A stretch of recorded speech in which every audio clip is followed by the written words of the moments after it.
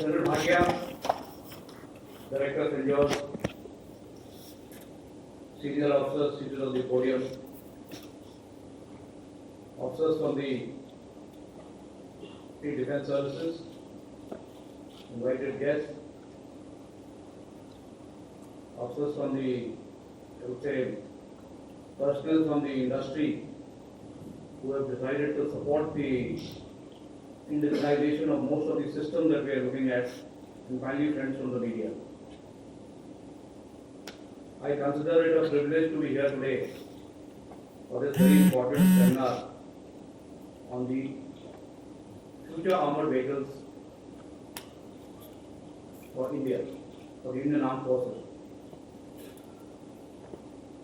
We know that the future battlefields will be complex.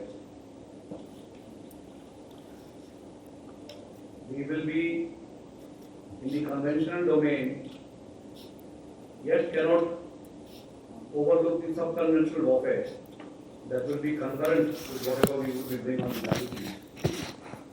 And of course, the hybrid nature of warfare that will get entwined within all that we do.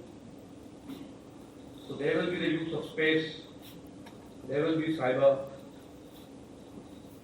there will be information warfare, and what have you.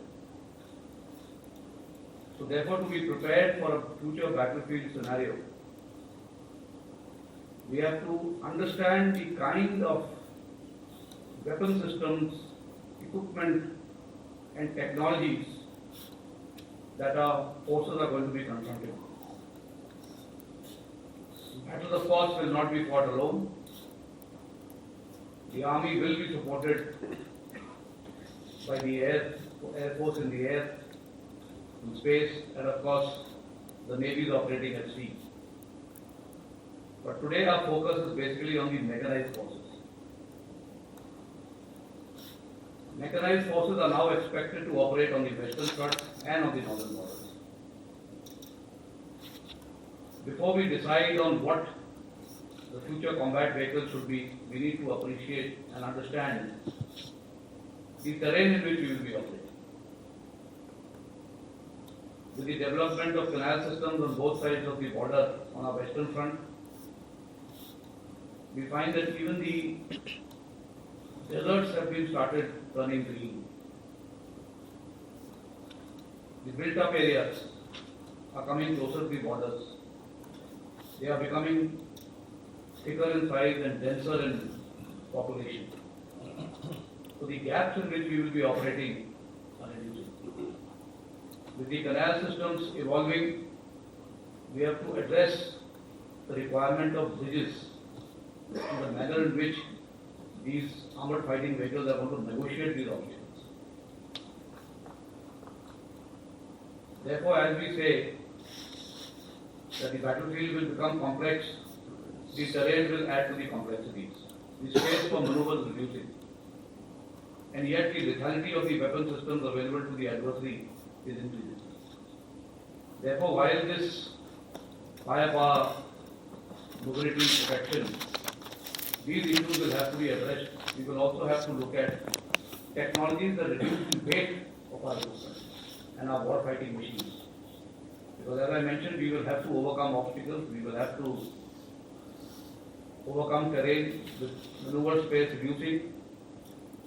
The battle may well be fought at the level of the combatants. And even if you look at down south in the area of the desert, even in that sector, the hardening of the desert has started. So we are passing through a very important phase in our equipment management. Our mechanized forces are also now operating on the northern border and effectively. Therefore, whatever be the future armored vehicles that we are looking at, we must have the capacity and the capability to operate on the western border as well as on the northern border. Therefore, whatever equipment we are going to introduce must be capable of interoperability on both the fronts. At this stage, we are looking at modernizing our mechanized forces. I don't think we can call the new weapon systems as a tank alone. The future combat vehicle will really be a system of systems, and that is why I think we are referring to it as a combat vehicle and not just a tank. We will have to ensure that we have the kind of firepower with the ranges at which we will be expected to operate. Standoff distances have to increase. Weight has to be taken care of. And yet we must have the protection that is desired. What are the timelines in which we need to introduce our new weapon systems? We are going through a phase when modernization has become necessary, and as was brought out, the period between 25 to 27 is when we should be looking at the modern tanks and ICVs being introduced in the army. And therefore, this is the time when we can make no mistakes. We must decide on what we want, what are the capabilities, and what exactly we have to achieve. We must have the capability to operate by day and night.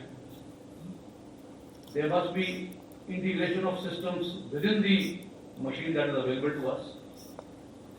The commander operating in a tank, no matter at what level he is operating, whether he is at a troop level, a squadron, or a battalion, or a regiment level, there must be sufficient battlefield transparency. He must be able to download whatever is being fed to him inside his machine. And so goes the case with the mechanized infantry, which has to keep pace with the armed forces. Now, when we talk about these two arms, that is the armored forces, which is the armored corps and the mechanized infantry, there are a host of other people who are supporting them, which is the air defense, the SP artillery. Now, we have to ensure that while we develop the tank and the ICV, or the FRCV and the FICV, we are not left far behind in the other systems that have to move along with them. And then along with them also come the engineering elements, the trawls that are going to create gaps in the minefields to allow the mechanized forces to pass through, the bridging equipment which will have to be launched to ensure that these vehicles can negotiate the obstacles. Yet at the same time, we cannot lose sight of opportunities that may arise in battle, and therefore some of the equipment that we have should have the capability of fording through some of the rivers and canals that exist along the borders. So as you can see, it's a very complex system we are looking at, and we cannot make any mistakes.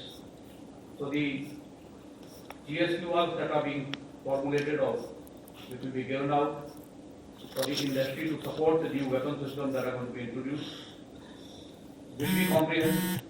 A lot of effort has been made by every stakeholder who is involved in this to ensure that we come out with the right kind of requirements for the forces, so that the industry which is going to support us understands the requirement. Should there be any problems in appreciating or understanding the requirement in the battlefield, we have created the ADB, which functions under the DGPP, so that you can directly approach them and address the problem statements that we keep coming out with from time to time. And therefore, this seminar becomes all the more important because it is happening at a time when the groundwork for the future combat vehicles is taking place. While we have the tracked version of our ICVs, we are also looking at the wheeled versions coming in. As I said, the terrain has started hardening, the density of the population living along the border is increasing, and therefore there is also a requirement of going in for the wheeled APC, especially for the supporting elements. While the tracked elements may be required with the combat echelons, the supporting elements would well do with the VAPs. So it is not just the tanks, the ICV, but also the VAP or the wheeled APC that we have to look at. There also is the need to address the requirements of the infantry, which operates along with the mechanized forces, but a couple of bounds behind, because they are required to eliminate some of the resistance that we may be confronted with. How do they move and reach out into the areas of their operations? So for that, of course, again we need the field agency. Whether it has to have the same kind of technology, what will be there with the FICV, is something we need to debate. All we need to do is to give them a shell which has adequate protection, which is able to move them into the battlefield environment in the time and space in which we desire. So that is the next issue that we have put. And finally, ladies and gentlemen, I know you will be debating these issues, so without me taking much of your time, all that I would like to say is, we are looking at indigenization, we are looking at strategic partnerships, and therefore we look for support coming from the industry. Any support that the industry might need from the Indian Army will be provided to you.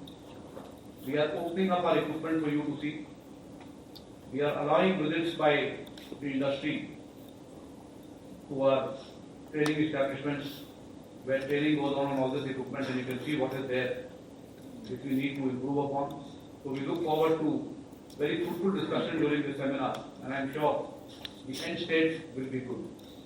This seminar must finally conclude with some issues that need to be addressed about our future combat vehicles. And I wish St. George and each one of you present here good luck, good hunting, good discussion, good talking. And we need to come out finally with good solutions to our problems. Thank you, ladies and gentlemen.